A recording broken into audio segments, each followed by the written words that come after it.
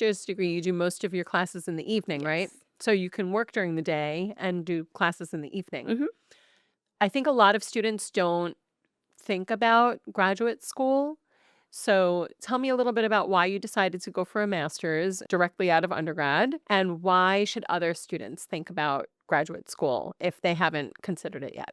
Yeah, I decided to go for my master's because I do want to do some counseling, Yeah. and you need your master's. Hmm.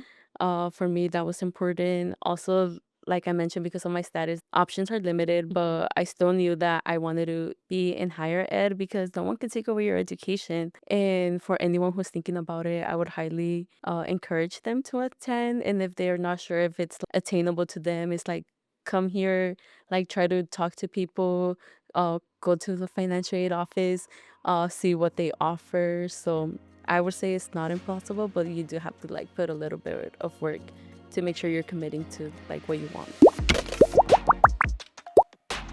I'm Beth Lesen, Vice President of Student Affairs and Enrollment at Cal State Long Beach, and this is Beach Peeps, a podcast about students, stories, and the interesting things happening on campus and beyond. Hi, Fatima. Hello. How are you today? Today I'm doing good, and yourself? Good.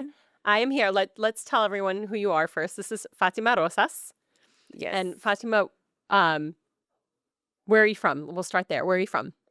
So my hometown is in Monte, California, but I was born in Puebla, Mexico. And I did my undergrad at the University of California, Santa Cruz.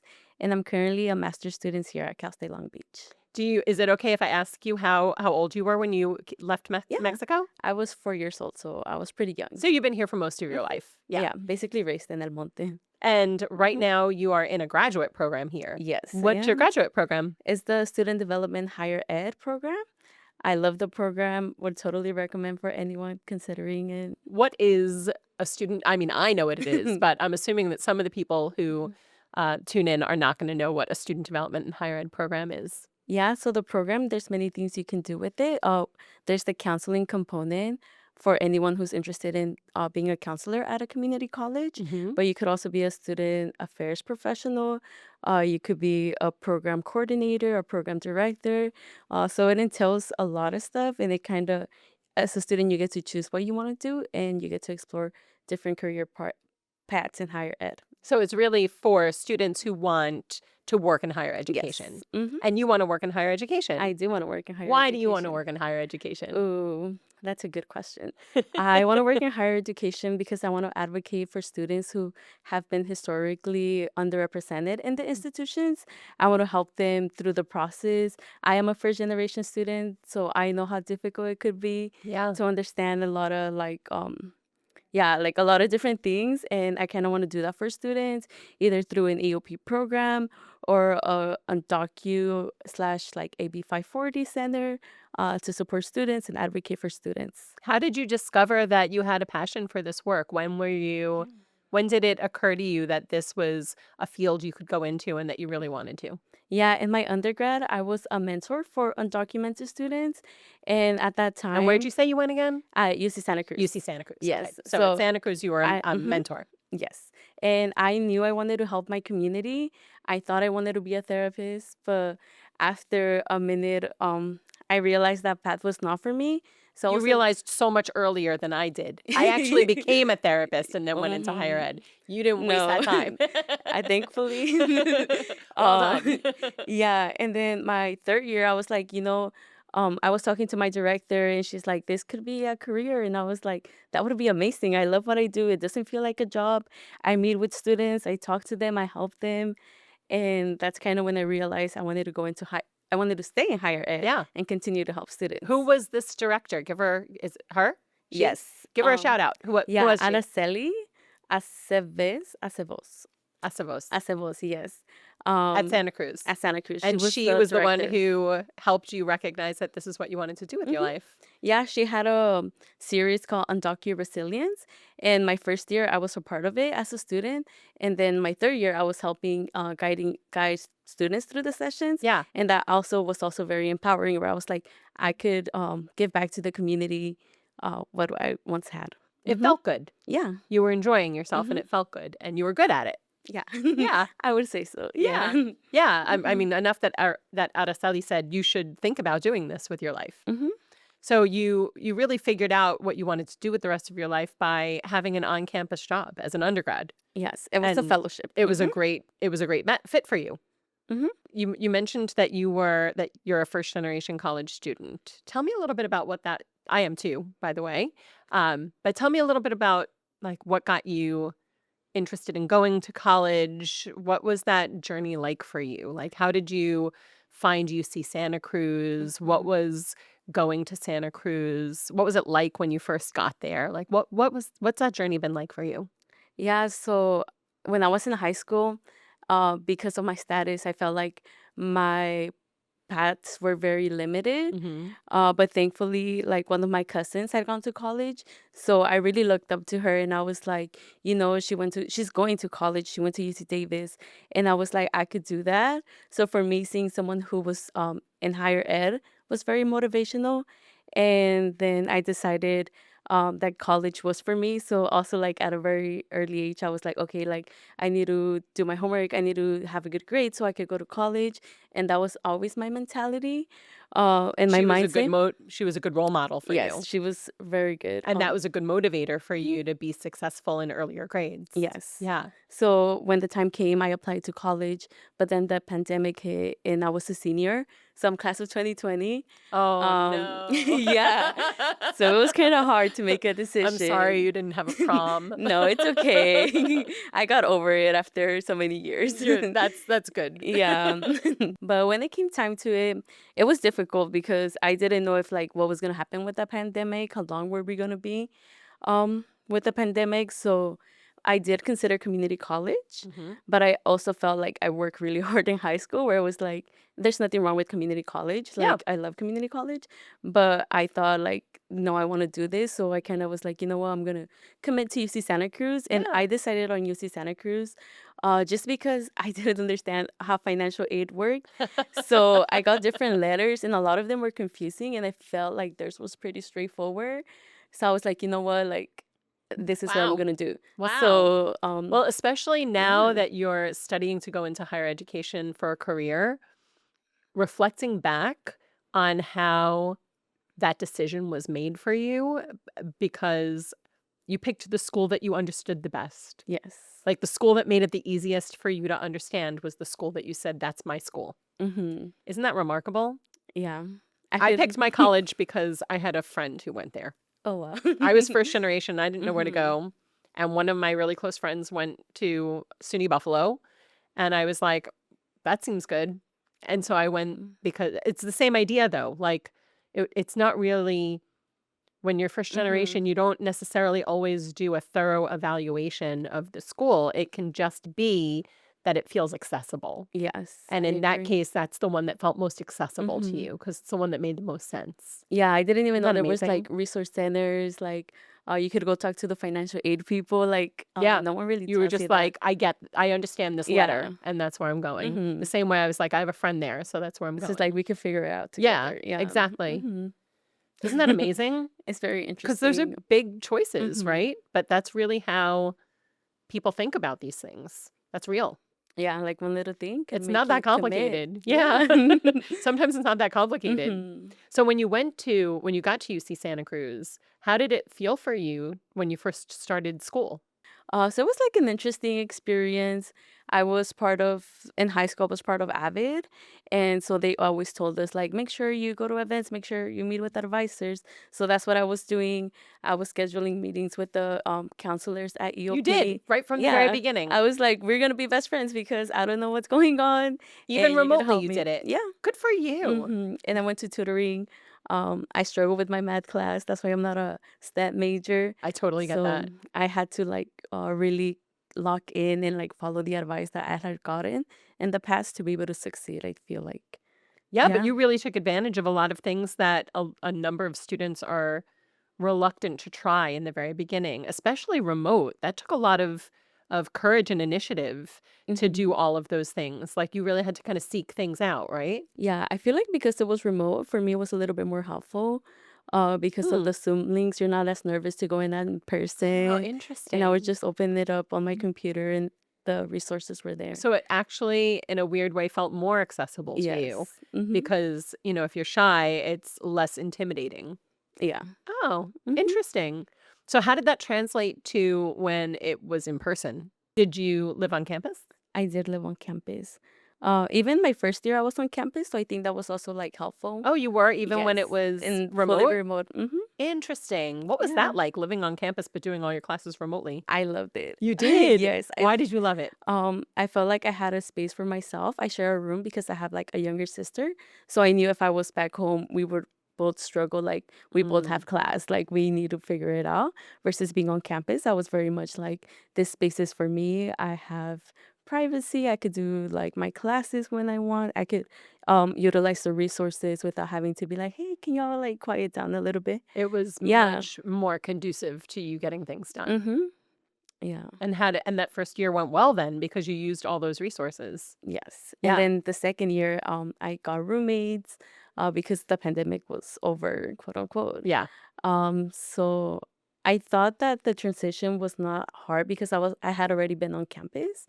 And when I started my second year, I was also part of it, their undocumented student services. Mhm. As I was a mentor, so I felt like it was better to go in, not just being a student, but also like now I'm gonna be helping You were students. already mentoring in your second year. Yes. That was so quick.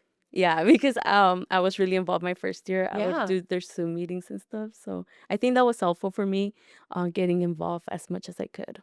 How does your family feel about being in college?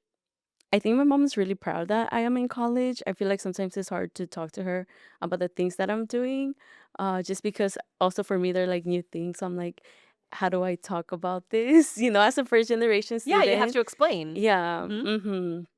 But they're very supportive.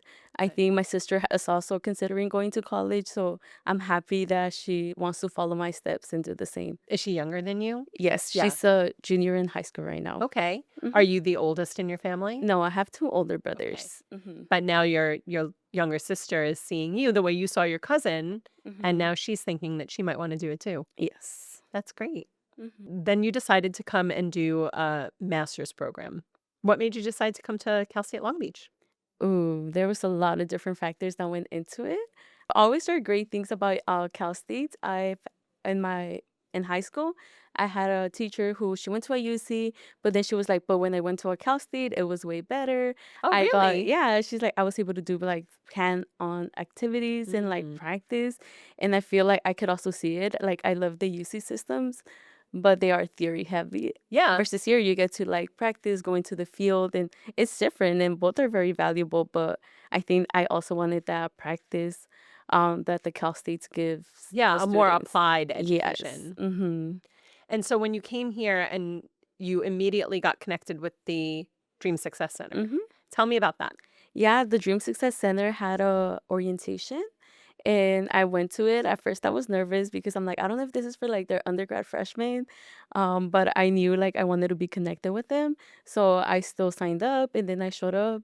And my first semester I continuously went to the center and Mhm. tried to use the resources and like say hi to Dr. Norma and Eric. And then we had to do hours for my program. Mhm. And I asked Dr. Norma and Eric if I could do my hours there, and they said yes. And then it turned into a fellowship, which was amazing. And I'm doing that fellowship right now too.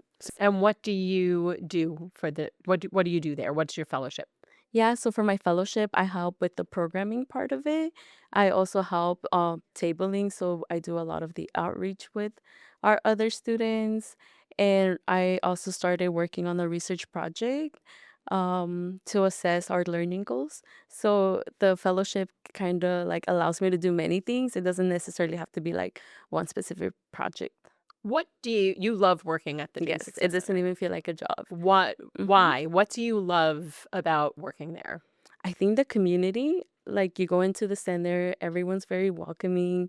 Um, the students, the staff, whenever students come in, I try to talk to them and then we have a conversation and then like last semester. I started talking to more students, and then I feel like throughout the weeks they would continue to come, and just building those like meaningful connections has been very helpful. But also like right now it's like very hard with everything going on, and I feel like the space like gives us an opportunity to talk about what's going on, which is not very common to like see. Or like if you go just to class, you're not going to be talking about. When you say about what's going on, you're talking about the ICE activity Yes. around the country and some of the ICE activity that's happened here in Southern California. Yes. What I'm what talking a, about what that. impact has that had? I think students are more like aware, or like they could be in a fight or flight mode. Like you have to be constantly like being aware on like the phone, like what's going on. Yeah. Is there ice activity in Long Beach? Is there ice activity where you're from? Since a lot of them commute here. So I think it has been like difficult trying to You like. have to kind of stay on high alert Yes. and be And then very also like vigilant. your academics that you have going on, and like other things that you have to be aware of. So you can't just be like focused on one thing. Yeah. I feel like it could get stressful, Hmm. and more if you're keeping it in. But there's times where I go to the center where it's like, okay, like let's talk about it, because like this is waiting on us. Yeah. And I feel like that's very helpful. So Hmm. students are doing a lot of processing about the ICE activity in the center. Yes. Yeah. Hmm. Spend time talking to people just to kind of process and unburden themselves and feel like they're not alone in it. Yeah. And also it could be like a little distraction. You go to the center, you go and talk to friends. Like Yeah, it it's feels not like always friends. heavy. Yeah. So it also Yeah. helps like take that weight off. I would say. What other resources do you think are super valuable for students who are coming to the Dream Success Center? I would say for sure our legal services.